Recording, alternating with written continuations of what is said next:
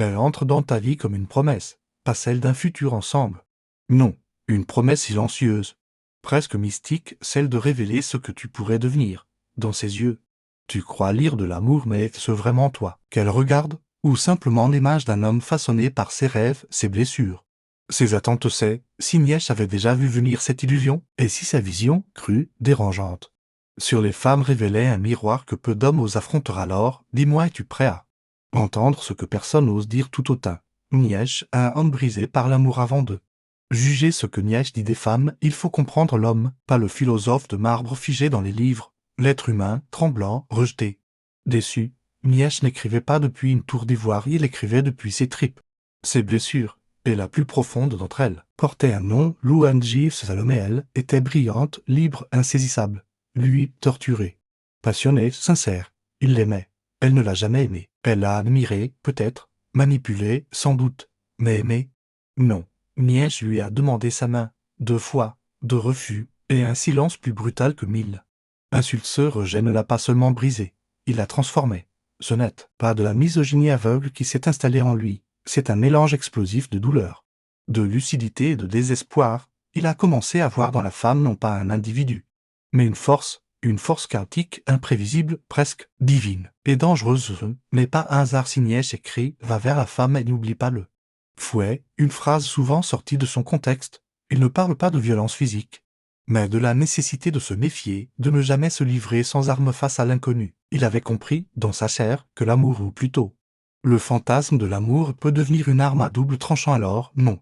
Nietzsche ne détestait pas les femmes, il détestait l'illusion, celle qui habite les hommes quand ils se perdent dans le regard d'une femme qui ne les voit pas d'eux, la femme comme maïs, le danger de la projection. Mais cette douleur personnelle, Nietzsche ne l'a pas gardée pour lui, il l'a transformée en réflexion philosophique, et ce qu'il a compris, c'est que la femme n'est pas qu'une femme, elle est aussi une idée, un symbole, un écran sur lequel l'homme projette ses espoirs, ses manques, ses besoins. Il disait que la femme n'existe pas en tant qu'essence, elle est toujours autre chose, toujours définie par ce que l'homme veut qu'elle soit, mère, amante, muse, tentatrice, rarement humaine. Et dans ce jeu de projection, l'homme perd toujours. Tu crois aimer une femme, mais en réalité, tu aimes ce que tu crois qu'elle est, ce qu'elle te donne l'illusion d'être, et quand le masque tombe, tu ne vois plus qu'un vide. Le tien. Nietzsche dénonçait cela comme une forme de faiblesse tragique, non pas une faute féminine, mais une trahison masculine, celle de ne pas avoir le courage de regarder la femme pour ce qu'elle est vraiment. C'est plus facile de fantasmer que de voir, plus confortable de croire que l'amour va te sauver que de reconnaître que tu es incomplet. 7. Là que Nietzsche rejoint Jung. Tous deux ont vu la même chose, une humanité enfermée dans des rôles, des illusions, des mythes. L'homme qui veut être le sauveur, la femme qui veut être adorée. 2 enfants jouant à l'amour avec des masques d'adultes, et quand ces masques tombent, il ne reste souvent que le chaos. Alors, que faire? Comment sortir de cette pièce de théâtre? Et surtout, quel est le prix à payer pour retrouver la vérité sur soi-même et sur l'autre? C'est ce que nous allons explorer maintenant. 3. La femme comme tentation, la nature volontairement séductrice selon Nietzsche. Si sans Nietzsche ne s'arrête pas à l'idée que l'homme projette ses fantasmes sur la femme, il va plus loin. Il ose dire ce que pose encore aujourd'hui, que la femme, parfois, joue consciemment de ce pouvoir, qu'elle séduit non pas pour aimer, mais pour exister, pour dominer, pour provoquer, pour réveiller le chaos dans le cœur de l'homme. Et si cette idée choque, c'est parce qu'elle vient heurter un tabou moderne, celui de croire que toute séduction est innocente. Mais Nietzsche, lui, regarde la séduction comme une force naturelle, comme un instinct. La femme, selon lui, ne veut pas nécessairement être comprise, elle veut être désirée, elle veut provoquer le mouvement, renverser l'ordre, mettre le feu aux certitudes. Et c'est précisément là que réside sa puissance. Ce n'est pas un mal, ce n'est pas un bien, c'est une réalité biologique, psychologique, spirituelle. Il écrit dans Par-delà le bien et le mal, tout dans la femme est énigme. Et tout dans la femme a une solution, son nom est grossesse. Ce que Nietzsche veut dire ici, ce n'est pas que la femme ne vaut que par sa capacité à enfanter. Non, il parle du mystère féminin, comme une énergie qui attire, déstabilise, engloutit pour ensuite transformer.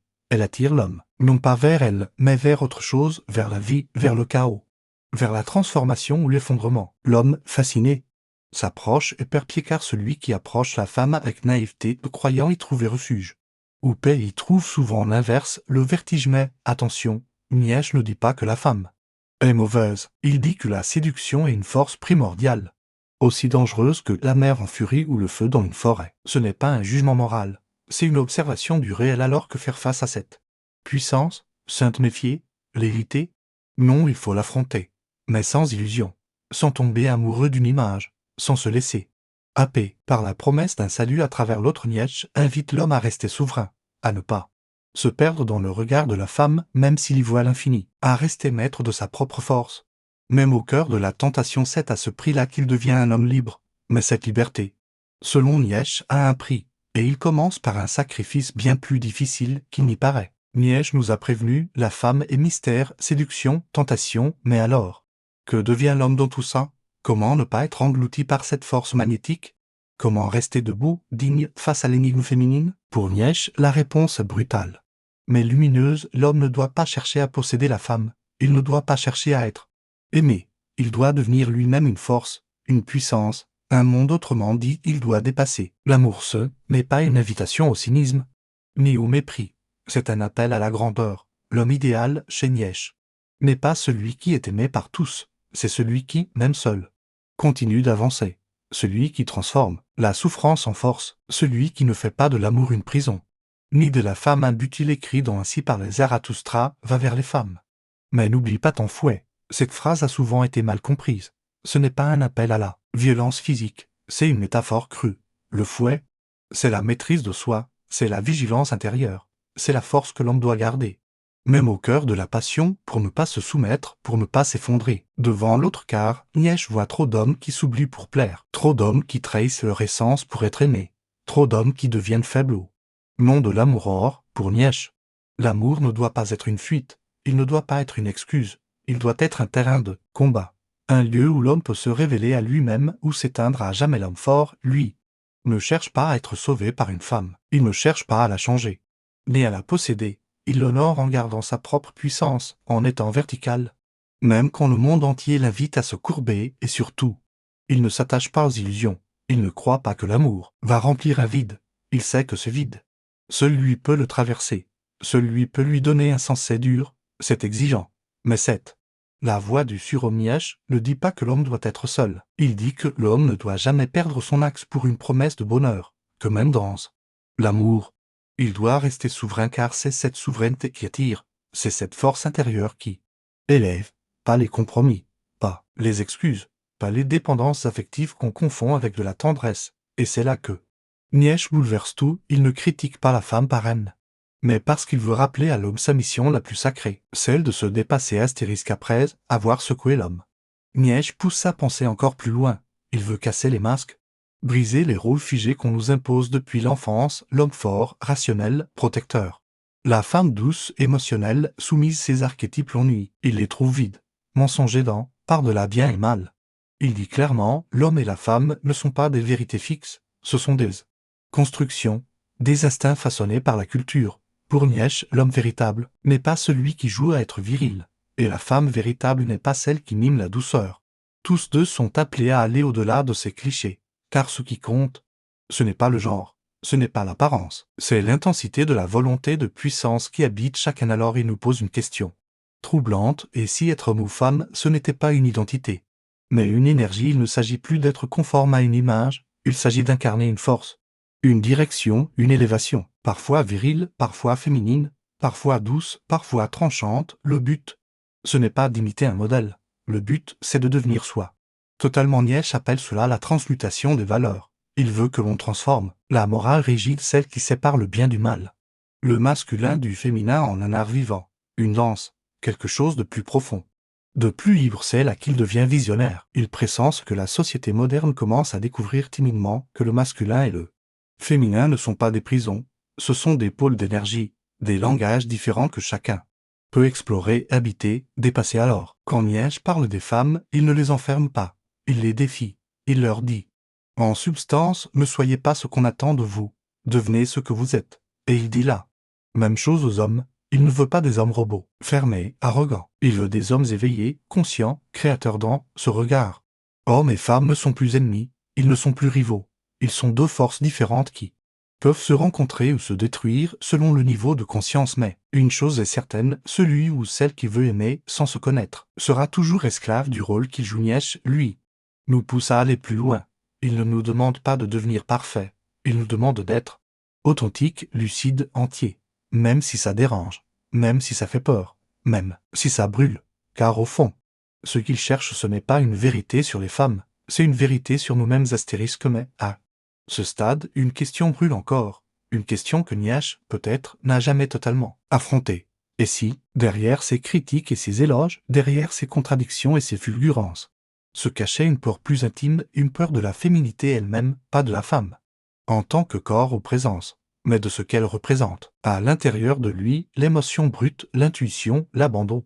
La vulnérabilité. Nietzsche était un penseur du contrôle, de l'auteur, de la force. Il voulait s'élever, transcender, maîtriser. Or la féminité telle qu'il la percevait était pour lui une descente dans les profondeurs, dans le corps, dans le chaos du ressenti. C'est peut-être là le vrai drame. Nietzsche a souffert toute sa vie de douleurs chroniques, de solitude extrême, d'amours impossibles. Il n'a jamais connu la douceur stable d'un lien amoureux. Il a aimé Louange Salomé, une femme libre, brillante, insaisissable, mais elle l'a refusé. Ce rejet l'a profondément blessé, et il ne s'en est jamais remis. Alors, on peut se demander, est-ce que Nietzsche rejetait les femmes, ou est-ce qu'il avait peur de ceux qu'elles réveillaient en lui? Peur de perdre le contrôle, peur de s'ouvrir, peur de s'abandonner dans la psychologie jungienne. Cette peur a un nom, l'ombre.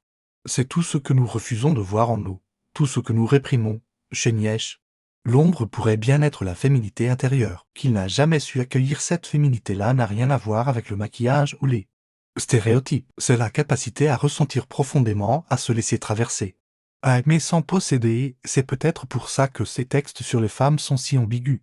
Parce qu'il lutte contre cette partie de lui, il l'admire autant qu'il la redoute. C'est là que Nietzsche devient tragiquement humain, car en refusant cette part de féminité en lui, il s'est aussi coupé d'une part essentielle de la vie, la tendresse, le lien, la chaleur de l'autre. Alors, oui, il a produit une œuvre immense, oui.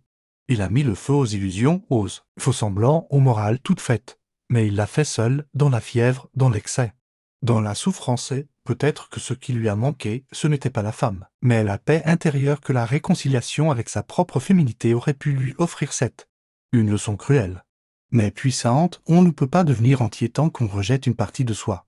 Surtout la plus tendrée. Cette leçon, Nietzsche ne l'a pas pleinement vécue, mais il nous l'a laissée en héritage, comme un avertissement silencieux. Alors, après tout ça, que nous reste-t-il vraiment de Nietzsche? Des phrases dures? Oui. Des idées contradictoires? Absolument. Des fulgurances qui dérangent, qui piquent, qui réveillent, toujours mais, au-delà des provocations.